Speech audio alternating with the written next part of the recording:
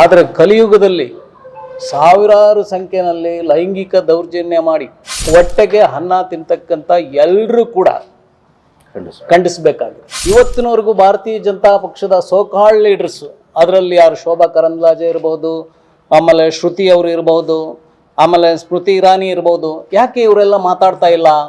ಲೈಂಗಿಕ ದೌರ್ಜನ್ಯಕ್ಕೆ ಒಳಗಾಗಿರ್ತಕ್ಕಂತಹ ಹೆಣ್ಣು ಮಕ್ಕಳ ಬಗ್ಗೆ ಅವರು ಚಿಂತನೆ ಮಾಡ್ತಾ ಇಲ್ಲ. ತನಿಖೆಯನ್ನ ದಿಕ್ಕು ತಪ್ಪಿಸ್ತಕ್ಕಂತಹ ಕೆಲಸವೇ ಹೊರತು ಬೇರೆ ಇನ್ನೇನೂ ಅಲ್ಲ.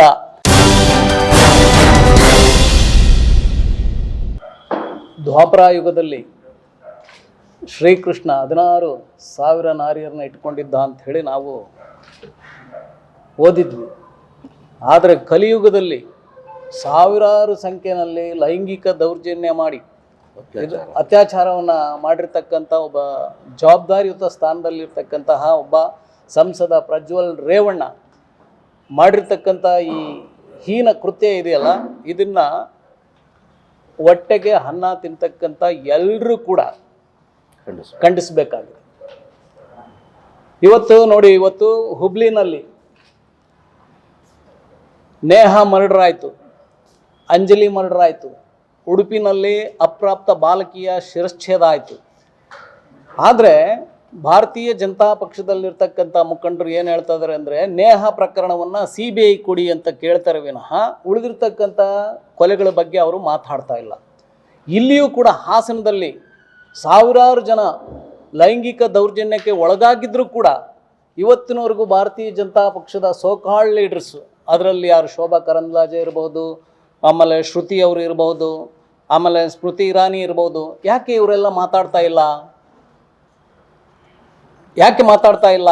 ಮೊದಲು ಅವರು ಮಾತಾಡಬೇಕಾಗಿತ್ತು. ಹೆಣ್ಮಕ್ಳ ಮೇಲೆ ಇಷ್ಟೊಂದು ಹೀನ ಕೃತ್ಯ ನಡೆದಿದ್ರೂ ಕೂಡ ಬಾಯಿ ಮುಚ್ಕೊಂಡು ಕೂತಿದ್ದಾರೆ ಅಂದರೆ ಯಾಕೆ ಅನ್ನೋದನ್ನು ಅವರು ಜನರಿಗೆ ಹೇಳಬೇಕಾಗಿದೆ. ಇವತ್ತು ಕರ್ನಾಟಕದ ಒಳಗಡೆ SIT ತನಿಖೆ ಮಾಡ್ತಾ ಇದೆ. ಆದರೆ ಈ ರಾಜ್ಯದ ಮಾಜಿ ಮುಖ್ಯಮಂತ್ರಿ ಕುಮಾರಸ್ವಾಮಿ ಅವರು ಏನು ಹೇಳ್ತಾ ಇದ್ದಾರೆ ಅಂತ ಹೇಳಿದ್ರೆ, ಲೈಂಗಿಕ ದೌರ್ಜನ್ಯಕ್ಕೆ ಒಳಗಾಗಿರ್ತಕ್ಕಂತಹ ಹೆಣ್ಣು ಮಕ್ಕಳ ಬಗ್ಗೆ ಅವರು ಚಿಂತನೆ ಮಾಡ್ತಾ ಇಲ್ಲ.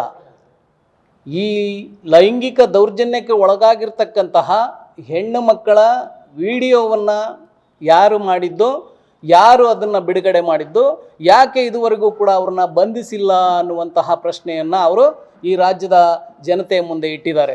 ಸೊ ಇದರ ಅರ್ಥ ಏನು ಅಂತ ಹೇಳಿದ್ರೆ, ಇದು ತನಿಖೆಯನ್ನು ದಿಕ್ಕು ತಪ್ಪಿಸ್ತಕ್ಕಂತಹ ಕೆಲಸವೇ ಹೊರತು ಬೇರೆ ಇನ್ನೇನೂ ಅಲ್ಲ.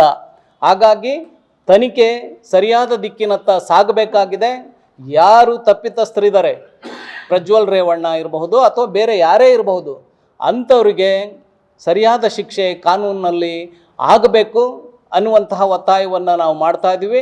ಮತ್ತು ತಕ್ಷಣವೇ ಪ್ರಜ್ವಲ್ ರೇವಣ್ಣ ಎಲ್ಲೇ ಇದ್ದರೂ ಕೂಡ, ಎಲ್ಲೇ ಅಡಗಿದ್ರೂ ಕೂಡ ಅವ್ರನ್ನ ಫಸ್ಟು ಬಂಧಿಸಬೇಕು. ರಾಜ್ಯ ಸರ್ಕಾರ ಮತ್ತು ಕೇಂದ್ರ ಸರ್ಕಾರ ಬಂಧಿಸಿ ಅವರಿಗೆ ಕಾನೂನು ಭಾಗದಲ್ಲಿ ಸರಿಯಾದ ಶಿಕ್ಷೆಯನ್ನು ಕೊಡಬೇಕು ಅಂತಕ್ಕಂಥ ಒತ್ತಾಯವನ್ನು ಕೂಡ ನಾನು ಈ ಸಂದರ್ಭದಲ್ಲಿ ಮಾಡ್ತಾ ಇದ್ದೀನಿ. ಮತ್ತು ಕರ್ನಾಟಕ ದಲಿತ ಸಂಘರ್ಷ ಸಮಿತಿ ಕೇವಲ ಈ ಸಂದರ್ಭದಲ್ಲಿ ಮಾತ್ರ ಹೆಣ್ಣು ಮಕ್ಕಳ ಪರವಾಗಿ ಬಂದಿಲ್ಲ.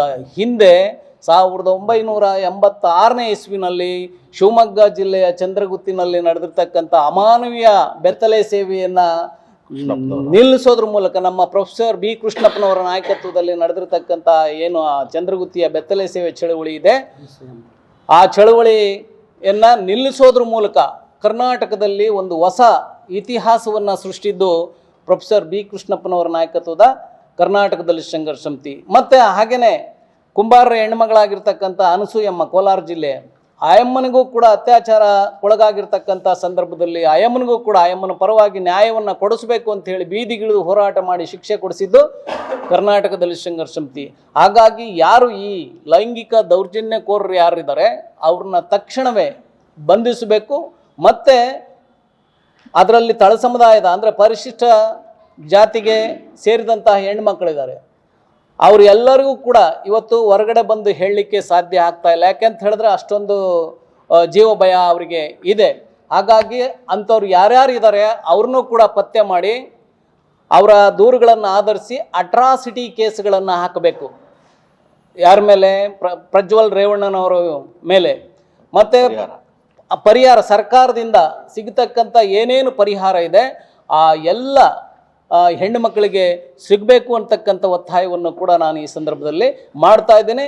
ಮತ್ತು ನಮ್ಮ ಡಾಕ್ಟರ್ BR ಅಂಬೇಡ್ಕರ್ ದಲಿತ ಸಂಘಟನೆಗಳ ಒಕ್ಕೂಟದ ರಾಜ್ಯಾಧ್ಯಕ್ಷರು ಶ್ರೀಧರ್ ಕಲ್ವೀರ್ ಸರು ಹೇಳಿದ ಹಾಗೆ 30ನೇ ತಾರೀಕು ಏನು ಜನಪರ ಚಳುವಳಿಗಳೆಲ್ಲ ಸೇರಿ ನಡೀತಾ ಇರತಕ್ಕಂಥ ಈ ಪ್ರತಿರೋಧ ಕಾರ್ಯಕ್ರಮ ಏನಿದೆ ಅದರಲ್ಲಿ ನಾವು ಭಾಗವಹಿಸೋದ್ರ ಮೂಲಕ ಬಾಹ್ಯ ಬೆಂಬಲವನ್ನು ನಾವು ಕೊಡ್ತೀವಿ ಅಂತಕ್ಕಂಥ ಮಾತನ್ನ ಹೇಳ್ತಾ ನನ್ನ ಮಾತು ಮುಗಿಸ್ತಾ ಇದ್ದೀನಿ. ಸ್ಥಳೀಯ ಹಾಗೂ ನಿಖರ ಸುದ್ದಿಗಾಗಿ ಸಬ್ಸ್ಕ್ರೈಬ್ ಆಗಿ ಬೇಮಾ ವಿಜಯ ಡಿಜಿಟಲ್ ಯೂಟ್ಯೂಬ್ ಚಾನೆಲ್ ಹಾಗೂ ಪಕ್ಕದಲ್ಲಿ ಕಾಣುವ ಬೆಲ್ ಐಕಾನ್ ಕ್ಲಿಕ್ ಮಾಡಿ ಕ್ಷಣ ಕ್ಷಣದ ಅಪ್ಡೇಟ್ಗಳನ್ನು ಪಡೆದುಕೊಳ್ಳಿ.